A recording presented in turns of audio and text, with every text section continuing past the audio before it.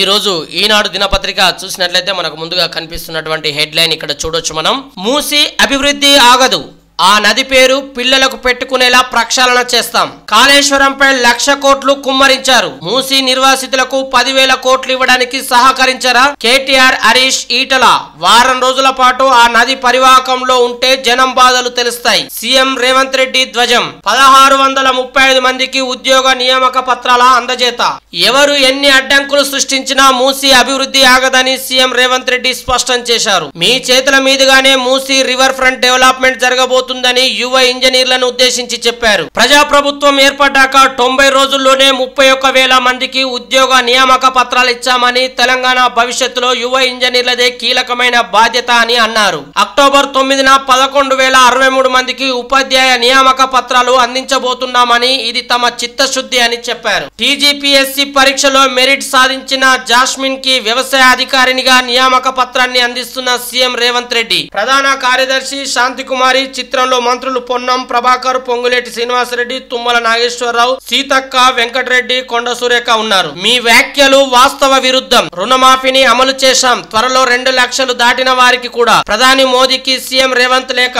మొక్కవోని ధైర్యం ఈ మగువల ప్రస్థానం. కలిసి రాని సేద్యం. అప్పుల బాధతో భర్తల బలవన్మరణం. ఆత్మస్థైర్యంతో అతివల ముందడుగు. పూర్తి పథంలో సాగుతున్న సాధారణ గ్రామీణ మహిళలు. జూట్ బ్యాగులు కుడుతున్న మహిళలతో మంజుల. ఇక్కడ చిత్రంలో చూడొచ్చు మనం. టీ20 ప్రపంచ కప్ లో భారత్ బోని. టీ20 ప్రపంచ కప్ లో భారత్ జట్టు తొలి విజయాన్ని అందుకుంది. తొలి మ్యాచ్ లో న్యూజిలాండ్ చేతిలో చిత్తైన హర్మన్ ప్రీత్ సేన ఆదివారం చిరకాల ప్రత్యర్థి పాకిస్తాన్ ను 6 వికెట్ల తేడాతో ఓడించింది. మొదట తెలుగు అమ్మాయి అరుంధతి రెడ్డి 3-19 విజృంభించడంతో పాక్ ను 105-8కి కట్టడి చేసిన భారత లక్ష్యాన్ని 7 బంతులు మిగిలుండగానే 4 వికెట్లు కోల్పోయి ఛేదించింది. మంటల్లో బీరూట్. పేలులతో దద్దరిల్లుతున్న లెబనాన్ రాజధాని. ఆగని ఇజ్రాయెల్ వైమానిక దాడులు. ఏ క్షణమైనా ఇరాన్ పై దాడి అన్న నెతన్యాహు. సమీకృత గురుకులాలకు 11న శంకుస్థాపన. తొలి విడతలో 22 నియోజకవర్గాల్లో నిర్మాణం. డిప్యూటీ సీఎం మల్లు బట్టి విక్రమార్క.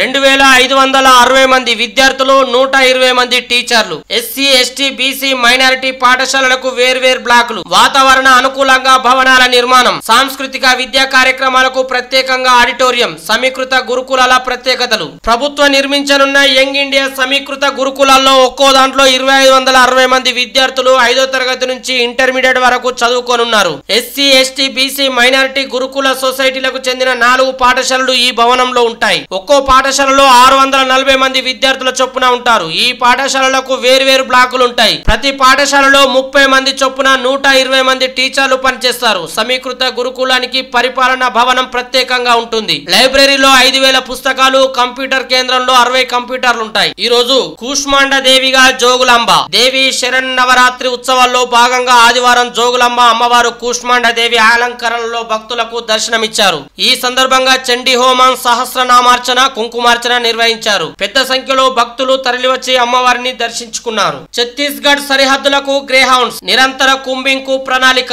రాష్ట్రంలోకి మావోయిస్టుల చొరబాట్లను అడ్డుకోవడమే లక్ష్యం. ఛత్తీస్గఢ్ దండకారణ్యంలో భద్రతా బలగాలు ముప్పేట దాడి చేస్తున్న నేపథ్యంలో మావోయిస్టులు తెలంగాణలోకి రాకుండా రాష్ట్ర పోలీస్ అధికారులు అప్రమత్తమయ్యారు. మావోయిస్టులపై పోరులో కీలకమైన గ్రేహౌండ్స్ బలగాలను సరిహద్దులకు తరలిస్తున్నారు. ఛత్తీస్గఢ్ తెలంగాణ సరిహద్దుల్లో కొన్ని నెలల పాటు నిరంతరం కూంబింగ్ కొనసాగేలా వ్యూహరచన చేస్తున్నారు. ఛత్తీస్గఢ్ లో శుక్రవారం జరిగిన భారీ ఎన్కౌంటర్ లో 31 మంది మావోయిస్టు మరణించిన సంగతి తెలిసిందే. ఇప్పటికీ కొన్ని వందల చదరపు కిలోమీటర్ల ప్రాంతం వారి ఆధిపత్యంలోనే. దండకారణ్యంలో ఇప్పటికీ కొన్ని వందల చదరపు కిలోమీటర్ల ప్రాంతం మావోయిస్టుల ఆధిపత్యంలోనే ఉంది. దీంతో బలగాలు సైతం నిరుష్ట సమాచారం ఉన్నప్పుడే దాడి చేస్తూ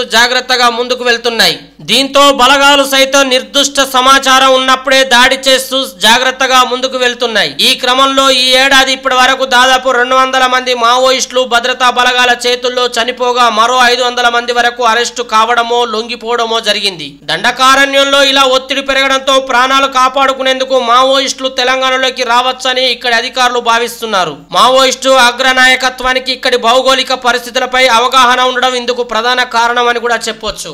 ఇవి ఈ రోజు ఈనాడు దినపత్రికలో వచ్చినటువంటి ప్రధానమైనటువంటి వార్తలు.